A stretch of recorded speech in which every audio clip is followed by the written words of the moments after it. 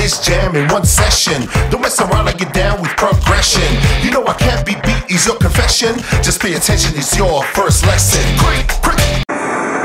Here we go again, and probably for the last time for at least DDR X2.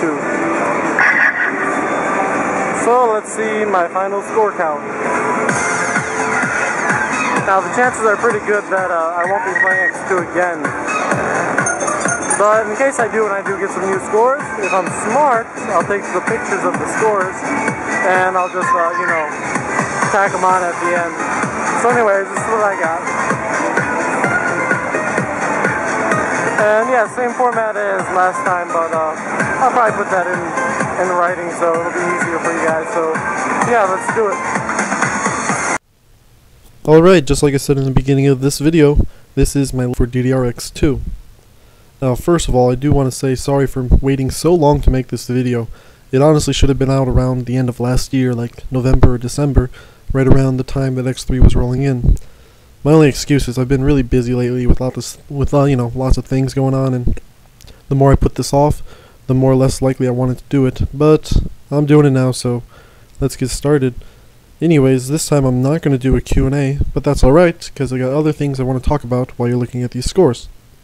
First of all, about these scores. The majority of these scores are current and up to date, with I'd say maybe 3 dozen or so of them, not current. And these exceptions are because of a few of them were done off my amusement card.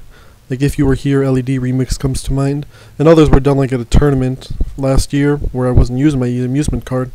And the last of them, and the majority of them, are because I've improved a lot of the X2 and below songs on X3. So on my current amusement card, I've done better on quite a few of them than I did on X2.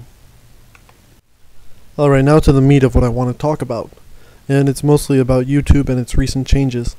First of all, in general, I'm not really a fan of these new changes and how they're forced. My notable objections are, 1, they took away the moderator module, and in general, they do seem to care a lot less about community involvement. It's a lot harder to see comments on the channel page, and I do think that the new design is going to make it harder to just communicate with your audience. I also don't like the new design or layout. It makes it harder to learn about the users and their channel. An example is I'm generally, interested to see where my new subscribers come from, so I'll check their channel. Before, it was really quite easy to get that information. In the first new design that they made, the temporary one that they made for the new channels, it wasn't even an option to see that kind of information. Now, with the, forced change, you can see it, but you have to hit the button that, I think it's harder to navigate, and they took away some nice options like sorting by most views. In the place, they have like sort by most popular. And I'm also not liking that almost anything I open now is going to result in a huge playlist opening things up. And it's unnecessary, and every time it happens, it's really annoying. I know I can turn off autoplay, but even then, that playlist menu still pops up at the bottom and it annoys me. And, well, that could just be because I'm just not a big fan of playlists in general, but, I digress.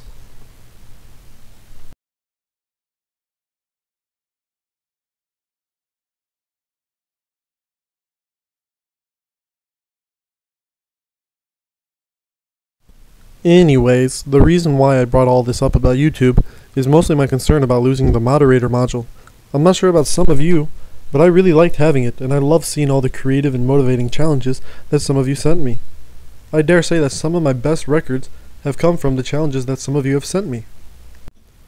Well, it is this reason that I decided to make a Facebook fan page for my DDR records. I'll post the URL here, and I'm going to put a link in the description. If you're interested in sending me challenges, giving me suggestions, asking questions, or anything like that related to DDR, I suggest you go check it out and follow me there. In some ways, I think this could be even better than the moderator module, because in this situation, I can actually respond to your challenges or make comments. For instance, I can update you on the progress of the challenge you gave me, if I attempted it, how close I am to it, and other things like that. It'll also be easier to bump challenges to remind me about them. Some problems in the old moderator module was that some of the challenges got lost in there and they were hard to dig up. Also, as I mentioned in a video before, not all my best records are done on video. So, on that fan page, I'm going to post some of my latest videos and pictures and any other thing that's DDR related that I did or plan to do. Alright, on a final note, I might start trying some live streaming in the future. I'm pretty new to, so I'll try it out a few times by myself and get used to it, and just ask some opinions of what some of you think. I'll also post my URL to my Ustream here, and I'll put a link in the description. And if you can't tell, my name is the exact same as it is here on YouTube. Probably the best way to know if I'm going to be live on Ustream would be to follow me on Facebook, because on there I'll probably post right before I get on, or if I know I'm going to be on at a later time, I'll post it there first. So yeah, just if you want to know that, just go ahead and check out the Facebook page. Okay, that's about all I wanted to get off my chest. I hope you liked it. Thanks for watching, thanks for subscribing, and stay tuned. Next time I'll be doing an X3 update. Well, I was planning on finishing the video there, but as you can see, I still got a lot of video to get through, so I'm just gonna make some silly comments on silly things while we finish up what you're watching right now. So I decided I'll probably just talk about DDR X3. Well, that's what's going on right now, that's what I've been doing. So let's go ahead and talk about what I like and what I don't like about DDR X3. So, what do I like about DDR X3? Well, first of all, I really do like the new theme. I like the color. I really like the music, the background music when you're just selecting, just setting up everything. It's really fantastic. I do enjoy that. Let's see, the select music, it's pretty good. I like the new options for that, and I really like the new e-amusement features, and especially how above the songs that you see, well, how do I explain it? Above each song, there's I guess like a full combo or misses or whatever your score is, even if you're not on the song directly. They did not have this in DDR X2, and it's a really nice extra bonus that you can look a little ahead at the at the songs that you haven't done yet. And well, sadly, that's just about all I like about X3, with one exception. I do like the new e-amusement options. You can view. That's just about all I like about X3, with one exception. I do like the new e-amusement options. You can view world records already by just looking at the what is it? You can just look at the world records by the region, by the machine. Well, that wouldn't be a world record, that'd be a machine record, but you have a lot of options, and that's something new, and they didn't do that in any other of the DDRs. So that's another thing I really like. Now, here's a longer list of things I was not a big fan of. And let's start with the Judgment font. Oh no. Even now, if you were to look at it, you'd notice that it's really big and it's just distracting.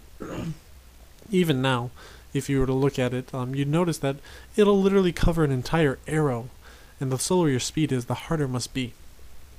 Let's move on to second mix mode. I was so excited when I heard that they were doing the second mix mode, but what it actually is not so, interesting after all.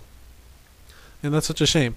Now, I know they were trying to keep loyal and true to second mix, but I still don't see why they couldn't have added a few things to it. Like, for instance, put the songs also in regular play, so you can play the second mix songs the second mix way, but you could also play them in X3 mode or whatever you want to call it. And they could have improved how they're organizing it. I don't think anyone enjoys how songs were organized in the past, how each stage there's different songs selectable, and they could have just combined it all into one list. I don't know. I didn't really play back then, but I still think that they should have at least had an extra option for something like that. About the DDR X3 songs, at first I didn't really like too many of them, but now that they've been doing some unlocks, I have warmed up to quite a few of them. I'd say that there's like about, I'd say like a quarter of the songs I really enjoy, half of them that are not bad, and the other 25% I can just do without, to be honest. I don't like the new folder selection. Whenever you select a new folder, before you were able to look at all, like if you selected a difficulty folder, like say level 15 songs, you would also see the folders for levels 7 through 18 there along with it. Now, it's only the level 15 folder. If you open the level 15 folder, that's the only folder you'll see. So I really liked how that was before, and they didn't do that. Shoot what you're going for and just miss whatever you were trying to do.